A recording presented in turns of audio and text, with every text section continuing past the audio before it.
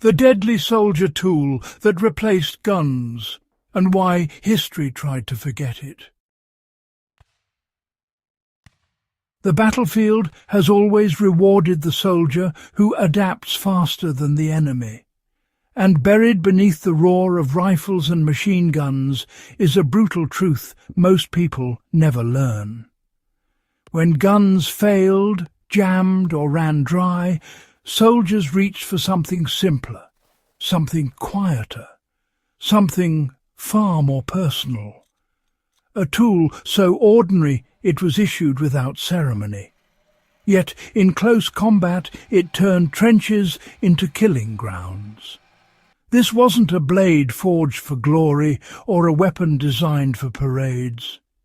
It was a soldier's tool that quietly replaced guns when survival demanded it. Every army issues tools, shovels, picks, axes. They're meant for digging, building and surviving harsh ground. But war has a way of turning tools into weapons. Among them, one stood out for its brutal efficiency. The military shovel, short-handled, solid steel, sharp-edged, carried by nearly every infantryman. It didn't look dangerous. That was the point. Unlike a rifle, the shovel never jammed. It didn't need ammunition. It worked in mud, snow, rain and darkness. In tight trenches and collapsed buildings where long rifles became awkward clubs, the shovel thrived. Soldiers learned quickly that a sharpened edge on a compact tool could end a fight in seconds. Most people imagine war as long-distance fire and loud explosions. But you know, the reality on the ground was different. Trenches were narrow, bunkers were cramped, night raids were silent and chaotic. In these spaces, firearms were often liabilities. A long barrel snagged on walls. A loud shot revealed position instantly, and a misfire could mean death. When soldiers charged into enemy trenches, surprise mattered more than firepower. A shovel strike was faster than raising a rifle, quieter than pulling a trigger, and, well, devastating at arm's length. Veterans would later admit that in these moments the shovel wasn't a last resort. It was the preferred choice. Military shovels were built to endure punishment. Thick steel, reinforced edges, balanced weight. Soldiers discovered that by sharpening one side, the shovel could cut as cleanly as a blade. Training manuals didn't advertise this, but battlefield experience spread faster than doctrine. Some units quietly encouraged it, others pretended it wasn't happening. But soldiers knew the truth. In a night assault, the shovel was king. One swing could incapacitate without alerting nearby enemies. In hand-to-hand encounters, its flat edge crushed bone, while the sharpened side sliced through cloth and flesh. There's another reason this tool replaced guns. Fear. A rifle shot is distant, impersonal. A shovel is intimate, close, brutal. The sight of an enemy charging with a sharpened entrenching tool broke morale faster than gunfire. Survivors spoke of the terror it inspired, not because it was exotic, but because it was so primitive.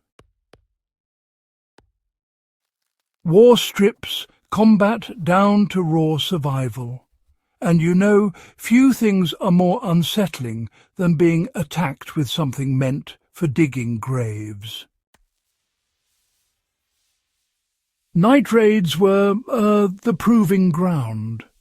Soldiers moved slowly, no talking, no firing unless absolutely necessary. Guns stayed slung. Shovels came out. The goal was to eliminate guards without waking the trench line. In these moments the shovel wasn't just a weapon, it was a strategy. Entire engagements ended without a single shot fired. The tool allowed soldiers to move like ghosts, leaving confusion behind them. This kind of warfare rarely made headlines. It didn't fit heroic narratives, but it won ground and, saved lives. After the wars ended, stories focused on tanks, planes and rifles. The shovel didn't sell victory parades. It was too raw, too close to the truth of combat. Acknowledging it meant admitting how personal and, savage fighting really was. Military historians knew its importance. Veterans remembered it vividly. But, official accounts preferred cleaner weapons. The shovel stayed in the background, quietly returned to its place as a tool. The real lesson isn't about violence, it's about adaptability. Soldiers survived by repurposing what they had. They understood that tools matter more than labels. A survivalist mindset means seeing potential where others see routine equipment. In extreme conditions, reliability beats sophistication. Simplicity beats complexity, and close-range defence favours control over power.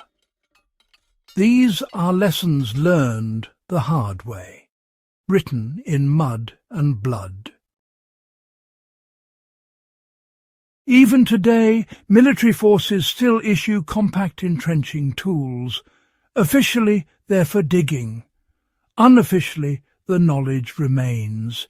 Quiet, passed down. The shovel never stopped being relevant. It just stopped being talked about.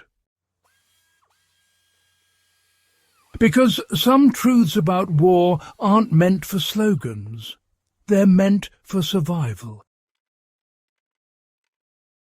This wasn't a weapon that replaced guns everywhere, but when it mattered most, when chaos closed in and space disappeared, it took their place, and it did so with ruthless efficiency. If you want more forgotten truths like this, stories carved from real survival and hard history, make sure you subscribe to War-Tested Survival. Share this episode with someone who thinks they know war history, because the most dangerous tools are often the ones hiding in plain sight.